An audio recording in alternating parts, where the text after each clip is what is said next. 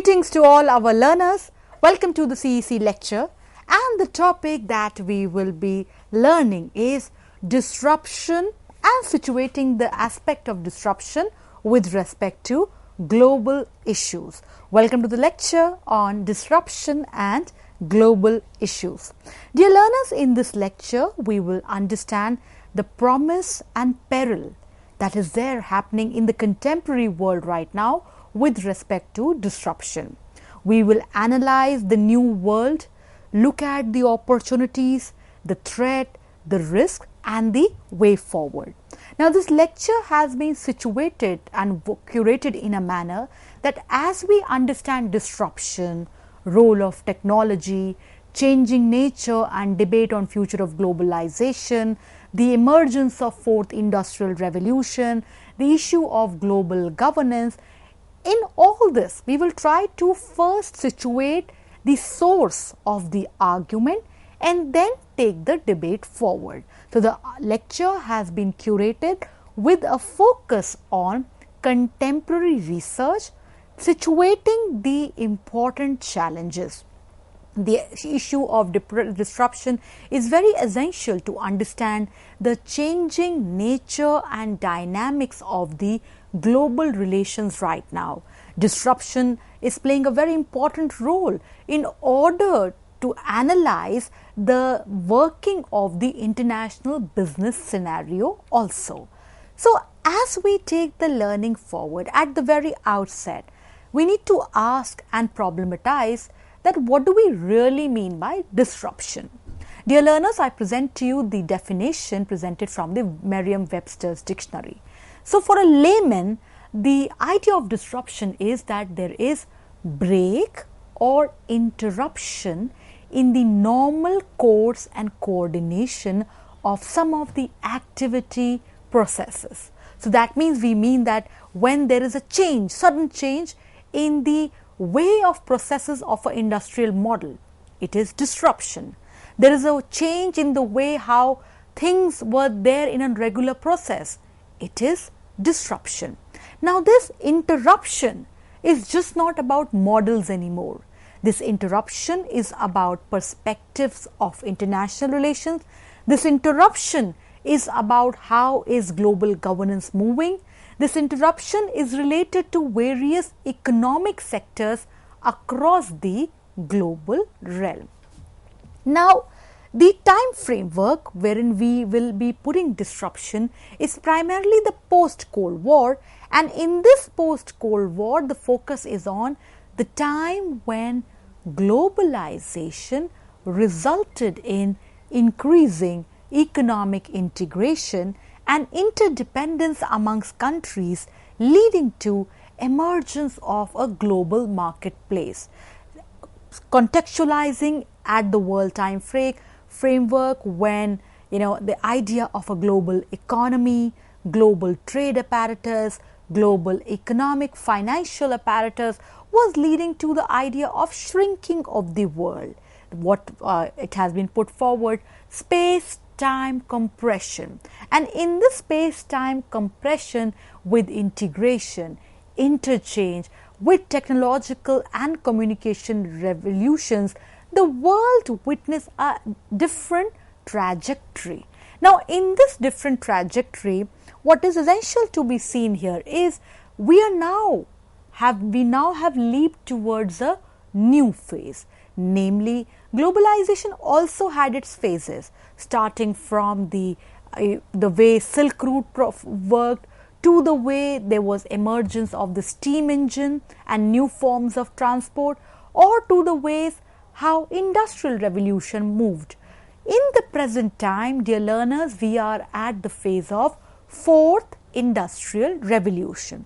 Now this is a term that has been coined by the World Economic Forum, and we present to you the definition from World Economic Forum.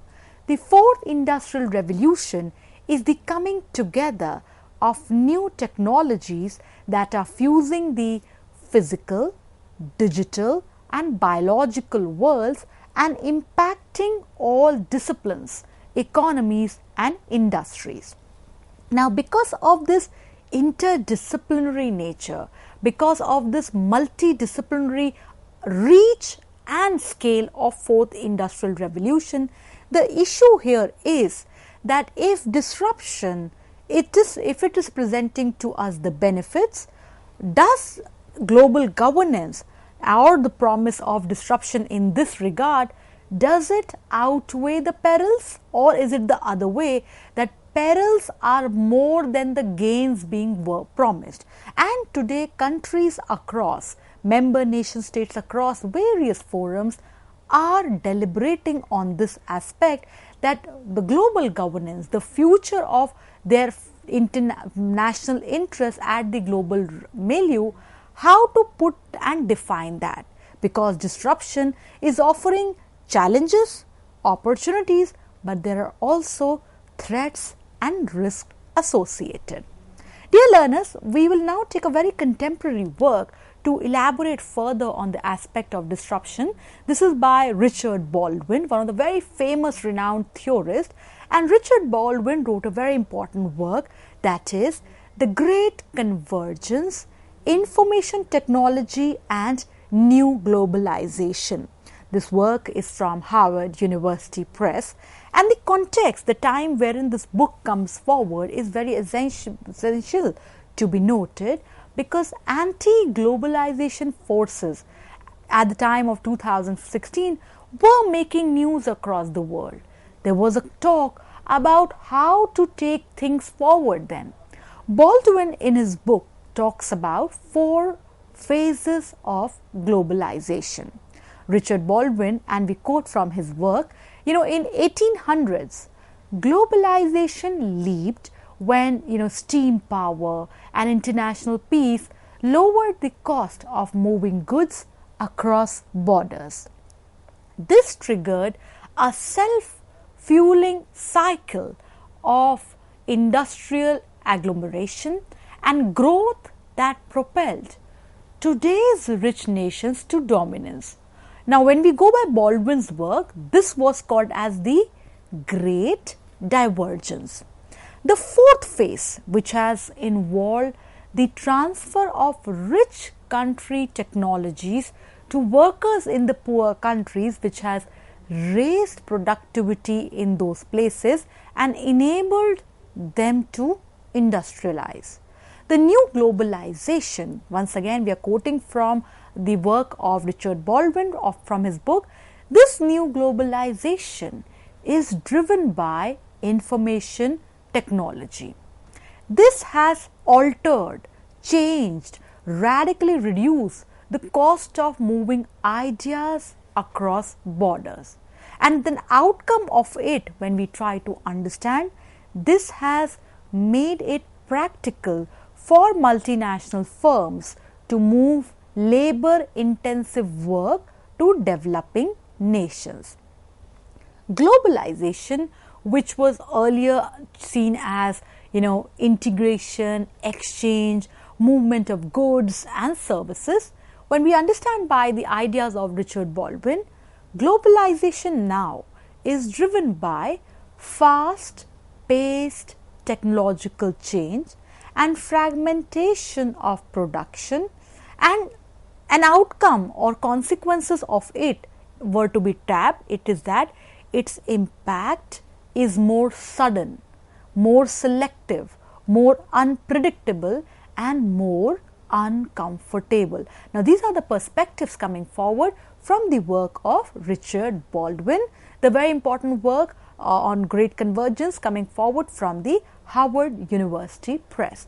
So, dear learners, what we see here is that, and once again we quote from the Harvard University book catalog also, just to summarize the arguments of Richard Baldwin, that as the Great Convergence shows, the new globalization presents rich and developing nations alike with unprecedented policy challenges in their efforts to maintain reliable growth and social cohesion. You must refer to the source that we present to you from Harvard University Book Education Catalog, and how Baldwin's book, the summary of that, is a guide for us to take things and analyze things forward.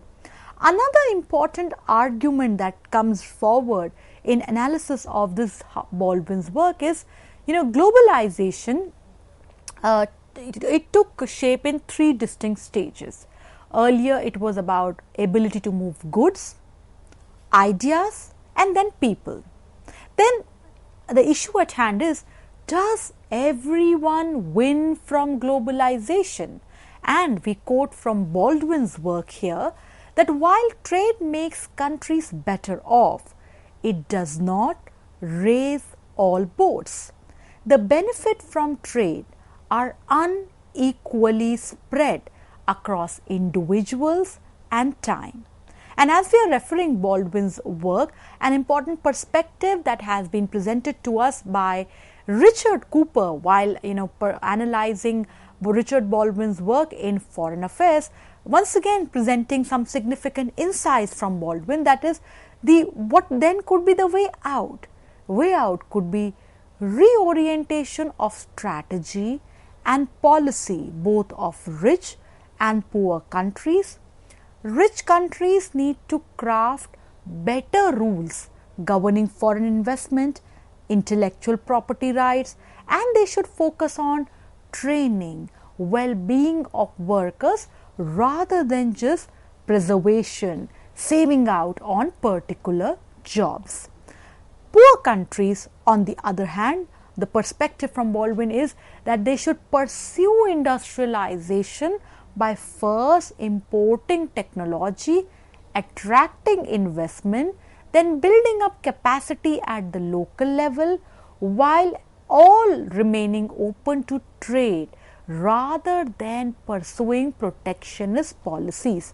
Now, this is essential, that at a time when disruption is redefining the narrative of global governance, the policy advice from Richard Baldwin here is to pursue globalization, pursue reformed globalization and not the protectionist ways. Another important perspective we take forward is the article that was there in 2010 in the journal Foreign Affairs, and how as we reread it 10 years down the line, it has the same message. The article, The Digital Disruption, Connectivity and the Diffusion of Power by Eric Schmidt and Jared Cohen in November-December 2010 Foreign Affairs, is very significant for any research in the contemporary times on understanding how international business, how strategies of international business, global outreach for nations have to be re-evaluated. What idea Eric Schmidt and Jared Cohen put forward here is that there is advent and there is power of connection. Technologies signify that. But at the same time, the 21st century, their prescription was that it's going to be all about surprises. And when we are looking in the present time, indeed, there are new challenges being thrown up. Technology companies will have to then, technology players for any country to tap in the benefits of technological revolution has to safeguard its technological apparatus.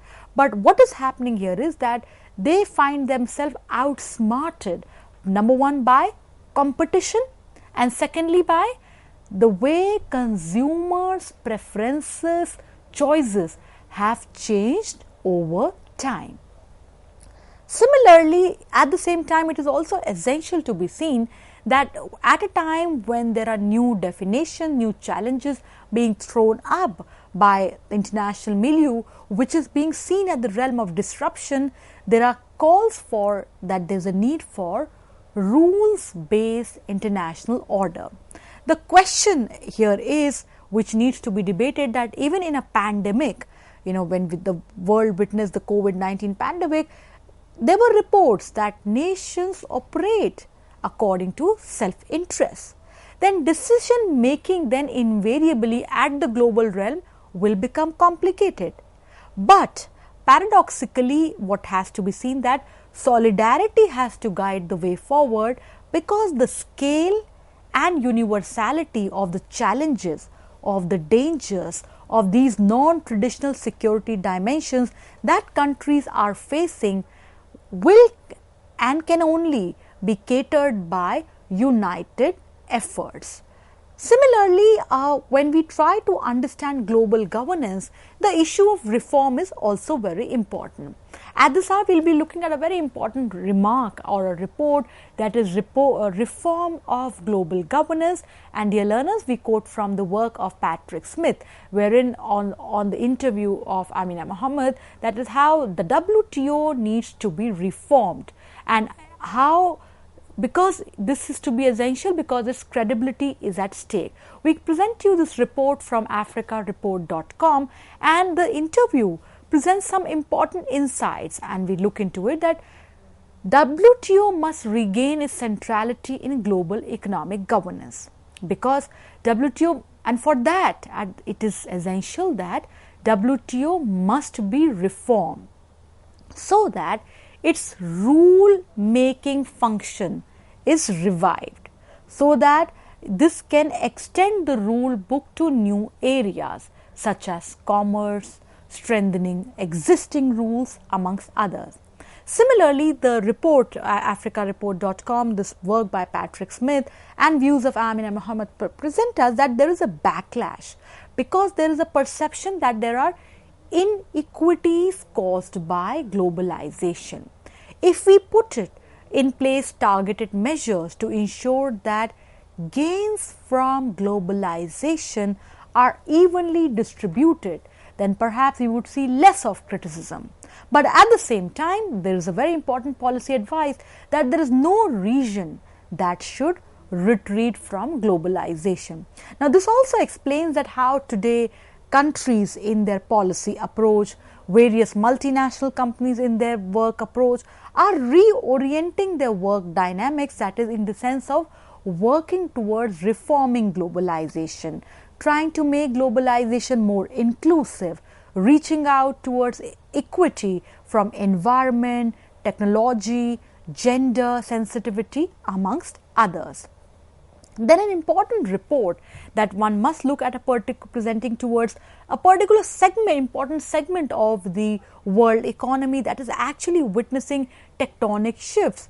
This report is on creative disruption, the impact of emerging technologies on the creative economy.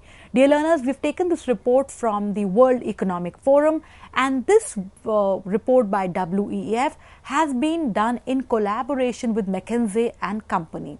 And we quote, that is, today we all know that with new dimensions of technology, AI is seen as one of the pillars of power. Artificial intelligence is changing the value chains, and this has a very important bearing for the creative content. The creative economy, its other related ancillaries, and the platform economies are converging. What is one is witnessing? That there is a redefinition of relation between creators, publishers, technology companies, and at the same time, it is just not existing in isolation. It has an impact on the governance issues also.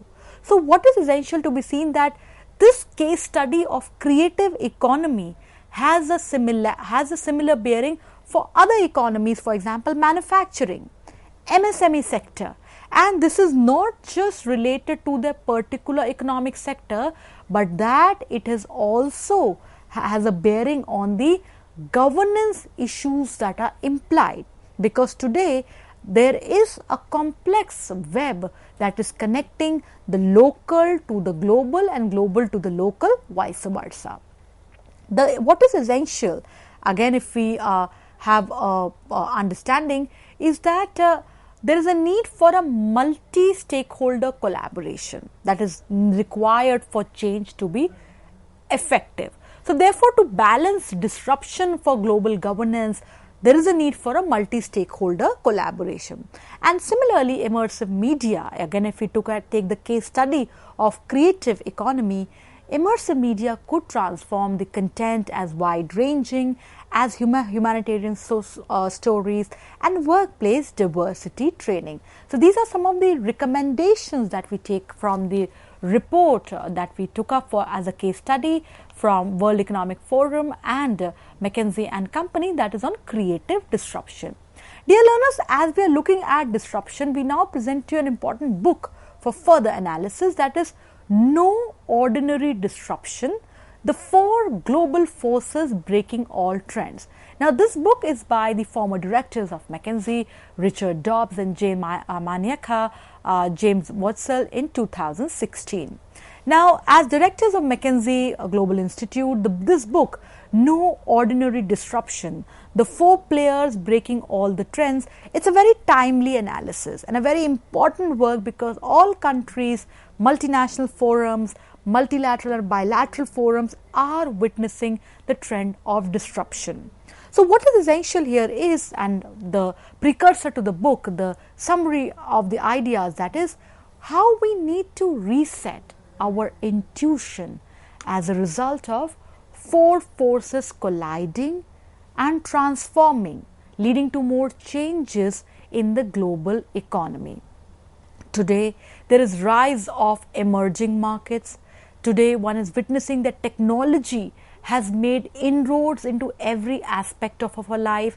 That is, we have an app for every need that we have, and at the same time, the natural forces of market competition, an aging world population with acceleration of flows of trade, capital, people. So what we are witnessing here is that there are the huge challenges with respect to the dynamics of the world economy context.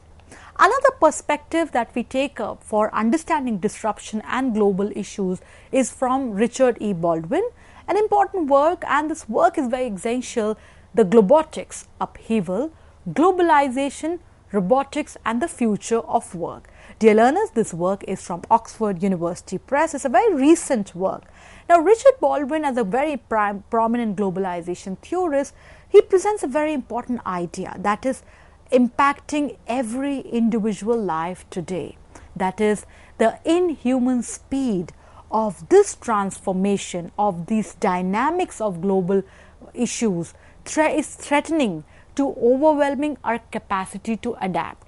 The question that is coming forward is, till how long one can adapt?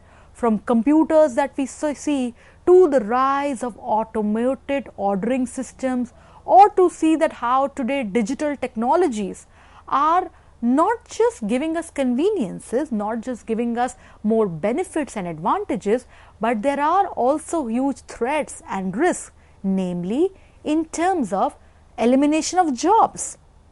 What was there once at workplace was not there. So the idea that is globotics will disrupt the lives of millions of white collar workers much faster than automation, industrialization and globalization, the way globalization disrupted the lives of factory workers in previous centuries. Then the perspective that is coming forward here is that as we understand disruption, the contemporary books and the contemporary works, is that there is a need to overhaul globalization. And this perspective, a very significant perspective, as a ray of future for management of economy, for dealing better with global governance issues. And we take this report, news report from July 17, 2020 from Hindustan Times, and the report is PM Modi calls for new type of human-centric globalization. Speaking at an important UN event, Prime Minister Modi updated some significant perspectives. That is, we have to use the challenges posed by presently, if we can take the example of COVID pandemic, to reform global multilateral system to enhance its relevance and effectiveness, to make it a basis for new type of human-centric globalization. Today, and we quote from the report, the fury of pandemic provides the context for its rebirth and reform. Quoting from the report also again, let us not lose this chance. An important perspective which a news report that we quote from livemint.com, that is, conceptualize globalization with humanity at center. And these are from the remarks of Indian Prime Minister Narendra Modi at G20 virtual conference. We quote from the report, that is, the need to put human being rather than economic targets at the center of our visions of global prosperity and of global cooperation. Quoting from the report, but in many sense, there is a sense that globalization has failed us. So therefore, G20 has become a forum of competing individual interests rather than looking at collective interests of humankind, whether it was combating terrorism or fighting climate change. The human aspects of our globalization had been subsumed by economic and financial focus. So, dear learners, as we understand disruption, no doubt there are challenges, no doubt there are new threats and risks, but the important way that India has shown to the world that there is a need to focus on the human perspective. There is a need to put the human, the people, before any economic targets, before any profits, to work out a grandiose vision of global prosperity, global cooperation, reform, multilateralism, to ease out all the worries, all the anxieties and challenges that are being posed by disruption in global issues. Dear learners, we hope that the lecture today on disruption and global issues presented to you some significant insights on understanding the idea of disruption, how it is impacting our global issues, and the contemporary work that are and debates that are there on the issues of disruption. But the way out for the world has been aptly narrated by India, namely that how essential it is to work out a new vision of globalization, thereby putting forward the human being first, not just the economic targets, thereby wherein there is a chance for reforming multilateralism, and the world must not lose this chance. Thank you very much for being with us for this lecture on disruption and global issues. Thank you.